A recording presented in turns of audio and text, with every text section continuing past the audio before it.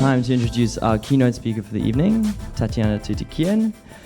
So Tatiana is an industrial and strategic designer, and she heads up the Middle East and North Africa Design Research Center. Tatiana also teaches interaction design. She uses exhibitions as well as performance and installation as well to stimulate near-future phenomena. So this is going to be a really interesting talk. If you have notepads, please take notes because you don't want to miss what she has to say. No pressure. Hello. Thank you for this lovely introduction. Thank you, Wayne, for making it possible for me to be here. And thank you all for joining me this evening. Today, the topic is going to be about trust and responsibility. And it's a topic that I hold very dear to my heart, just because I think I may approach design a little bit differently. I approach it somewhat between an activist or a critical thinker.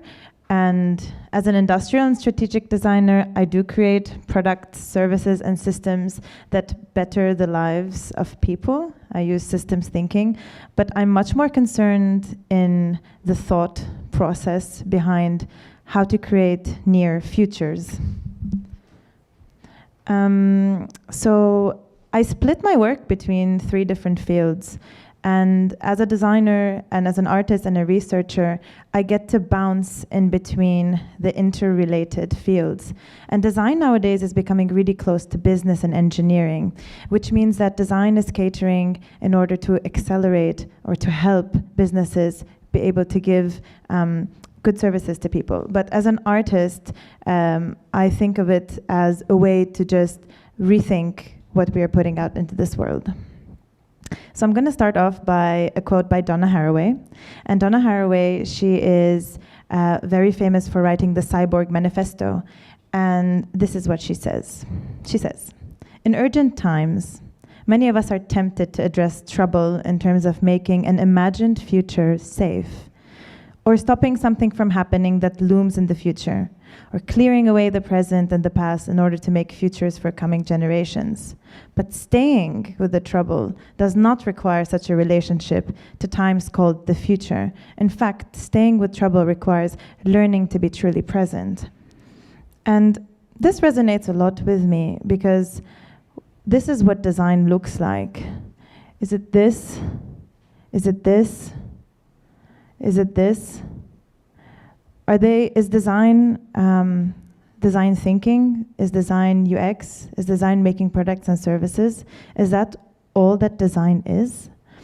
And in my profession, I started to become really aggravated with the fact that there has been so many different phenomena that have been happening in the world that as designers, we don't feel like we're part of this conversation.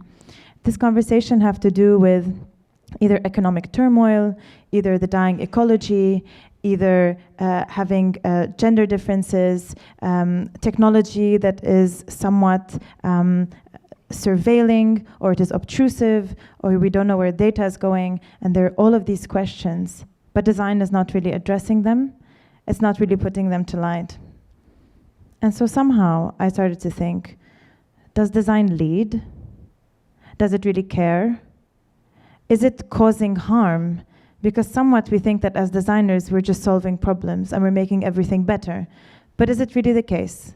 Have we self-reflected? Are we engaged? Or are we staying silent? So under this topic of trust and responsibility, I think maybe 2 terms come to our minds, maybe privacy and data, because that is the thing that has been constantly being pushed on by Netflix. But there are so many other things. Robots, the environment, high rises, genetically modified food, ecology, politics, migration, displacement, future of work, death, future of the bees, consumerism. And they just keep on adding up and adding up and adding up. So what should design do? Alexandra Ginsberg, who is also a critical designer, she has come up with this notion of better. As designers, we've created the water bottle that can contain water and that can be distributed easily and carried with us. But as we can see, our design has also contributed for the seabed to be covered completely in plastic.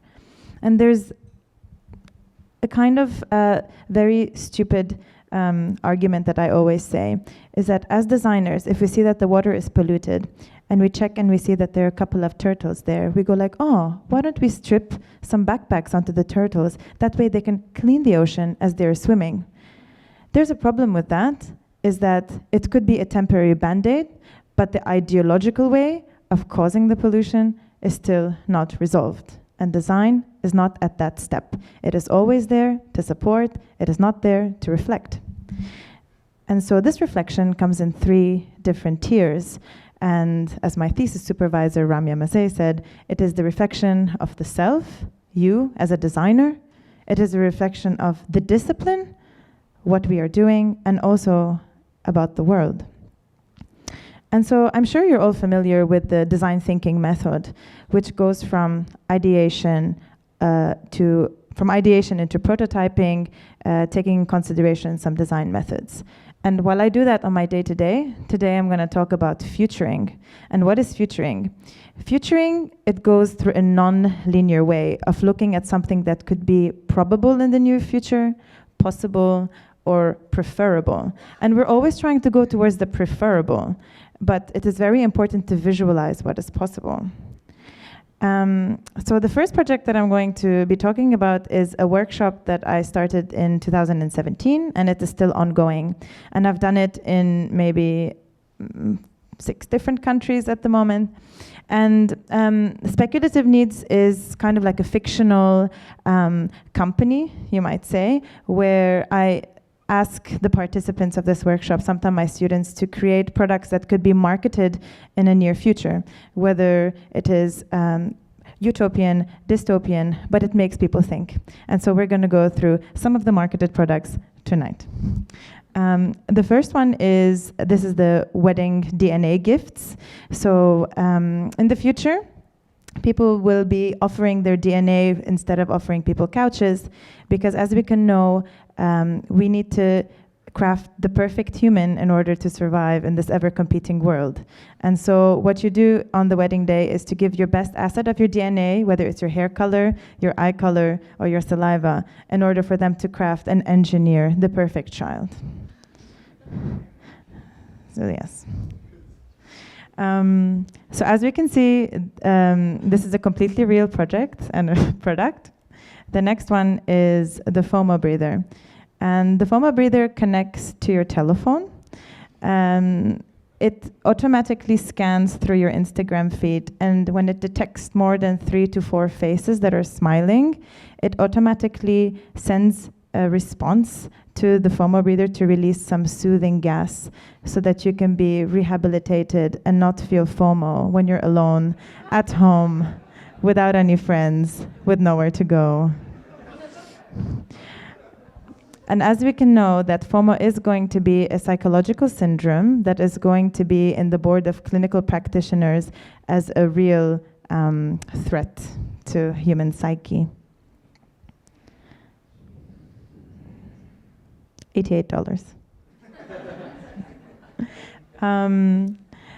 The third one is about the democratization of plastic surgery.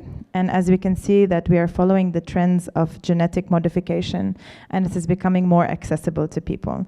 And so genetic modification at home is going to be the new norm. And so this is a kit for non-medical people in order to alter or engineer the genetic material of human eyes, because as we can understand, eye trends come and go. And so this injects a sort of virus into your eyeball that can temporarily change that. And it could be used well in VR simulations when you want to change your identity when you're talking to another VR avatar. Another one of our products from our company is the Tolerance Compass. And the Tolerance Compass is a compass that you carry around with you, and it teaches you how to be tolerant when you're faced with information that is not to your liking. So for example, I'm walking down the street, and in the near future, I'll be able to see everything about you. What you've eaten last, what show you've watched, what is your blood type, who is your friend, for example. And the Tolerance Compass is a way for you to block any of the channels that you might judge somebody else. That way, it will remove that piece of information from your vision. Of course, there's going to be the rise of the hormone Martini bars.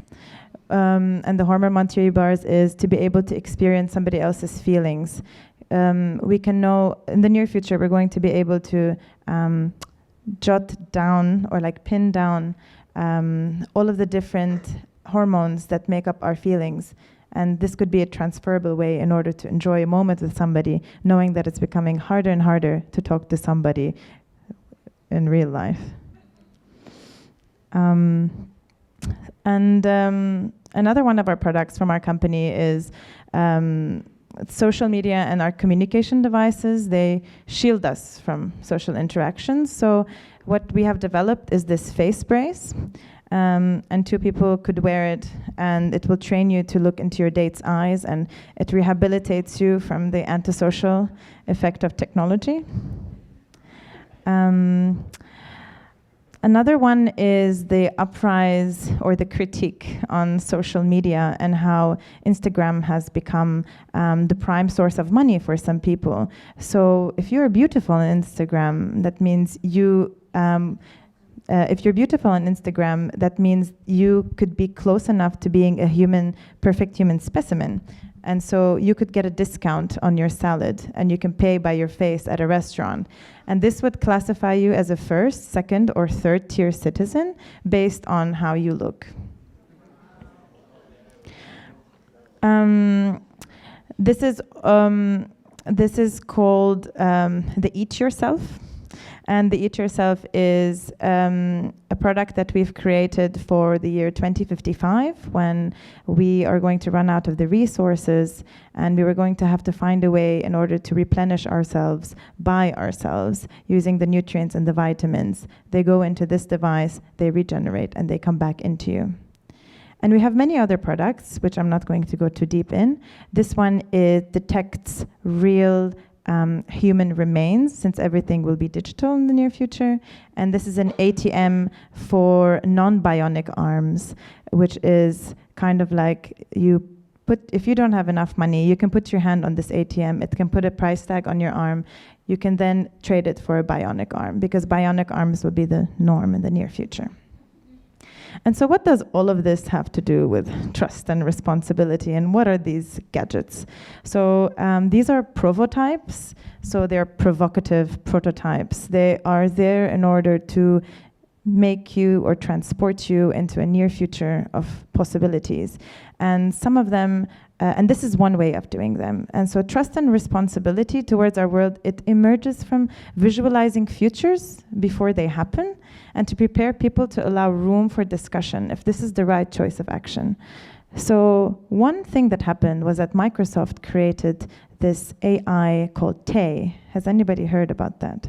And then, so they released this AI in order to take from the different ways that people speak, and they put it out there to test it, and then it turned out to be this very vulgar and anti-women, as like a pro-violence kind of like AI machine. And so people were not taking the ethical steps in order to know what will happen in the near future. So this is the way that these workshops are kind of carried out, like back in the scenes. So I go and I scout in different countries for these broken dollar store items, because also there's this critique that design is design is becoming kind of like this doom of the black box, which means that all of our designs are starting to look alike, all our phones are starting to look alike, all of our computers are starting to look alike, and we have years and years of designers that have been working with wood and with metal and creating these fantastic shapes, but it is still in the hands of these technologists that just give us these raw materials. No, I mean plain materials, not raw materials. And so this is kind of like a way of saying that maybe we do need a diversity in shape, and that's why when I go to Bangalore, for example, the shapes are a little bit different, because because they're the same, because they come from China, but they're somewhat different because they're accustomed to like local places. Another thing is that it's very important to diversify. It's very important to do these futures with many different kinds of people. And that is because the conversations of the future have to be decentralized. Currently, the conversations of the future are happening with the people in Silicon Valley. And the people in Silicon Valley, they're creating the futures for everyone. And that is something that is almost like wrong. So the step-by-step process is that we try to understand what are the trends or what are the frictions that are going to happen in the near future. And we start looking for signals. And these are the signals that are going to be extrapolated. And these are the signals that we're going to push on. And these are the future stories that we have to tell. And then we can make it tangible. We can make it tangible in objects. We can make it tangible in performances. We can make it tangible in reading groups. But these futures have to be made tangible. I also devised a method called Letters from the Future, where I create letters that have come from the year 2055 or 2065 in order to propagate the participants into becoming or like being inside this near future so that they would start ideating. And so to sum up this little part is that trust and responsibility towards our world emerges from having diversity in design and from inclusion and not the Silicon Valley types dictating our futures. Another project that I've done is called Curious Extrapolations. And this takes a different way of looking at design futures. It is through an audio and voting system where I pretend like I'm saying the news and people hear what is going on in the news on 4 different categories: playing in the city, praying in the city, sharing in the city, and dying in the city. And these are 4 near future scenarios that we put out. And then people come and then they cast their vote whether this is a utopia or a dystopia and if it's something that they want or they don't want. I think I have one of them here. I think I have a sound clip here. No? Okay. So playing in the city is, we recreated kind of like a VR arcade, and we're wondering what is the future of people that want to go and feel like somebody else. So the VR arcade is sponsored by the BBC and the UNESCO, and so they provide the footage of either like war zones or places with extreme poverty for people to come and experience what it's like to be in the shoes of somebody else. Sharing in the city is also kind of like a provocative scenario of when plants start taking over the internet and they start posting selfies of themselves in different areas and they create their own networks. And dying in the city is a scenario where their quantified self, which is like the Fitbit, kind of passes on with you in death. So you can monitor the rate of your decomposition, people can send you seeds and plants, and you can kind of see how you rank up with other people in death. And so what I ask for people to do is that to put the headsets on and then to walk through these different scenarios, and they would cast their vote. And vote casting means that maybe they don't speak the same design jargon, and maybe sometimes the way that we approach design is a little bit difficult, but this is a way to kind of like break the barrier between them. And so then we can truly visualize what is yes and what is no, and this can be repeated in many different places. Yada, yada, yada. A lot of people were not with the quantified death. And so that's another way we create trust among people, is that when we engage non-designers in discussions of the future. So I'm going to show also what other designers are doing. This is J. Rim Lee, who's created this mushroom burial suit. And it's a critique that we are running out of space for people to be properly buried, and also it is causing a lot of ecological traumas inside the soil. And so she has created a bodysuit that is lined with mushroom lining, and that way you can decompose but also give back to the soil. Another one is by the Rodina. The Rodina is a graphic designer that kind of felt the same way as I felt like as an industrial designer. She uses graphic design in order to make maybe posters and websites, but at the end of the day, she also uses it to perform against topics such as like overwork or like free labor. And so she uses her graphics inside like motion videos in order to illustrate that sometimes as a freelancer, it could be very hard for you to manage your time. So it can be about the near future, but it can also be about vocalizing something about the present. This one I recently saw in the Netherlands. It is by the studio Julia Jensen. She created like this really thick book. It's like this big.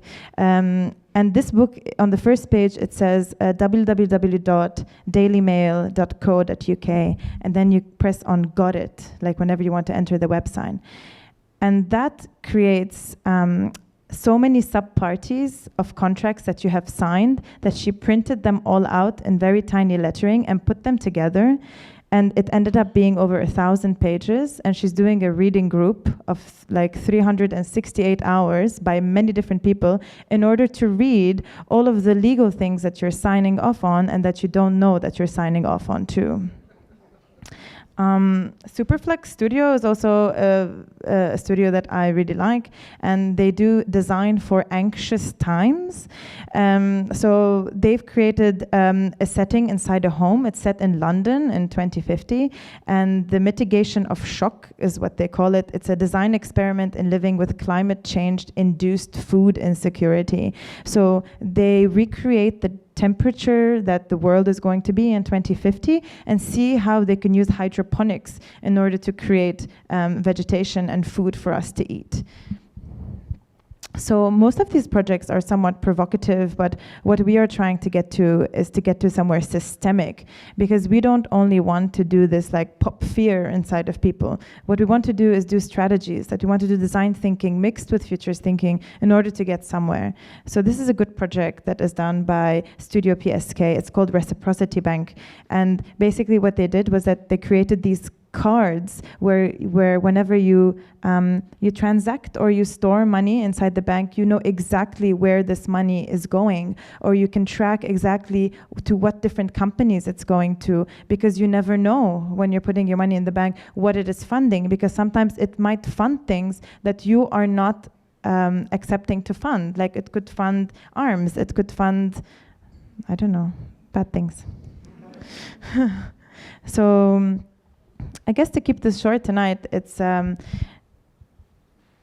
design is something that is very powerful that we don't really know how powerful it is. I'm sure, how many designers are in here?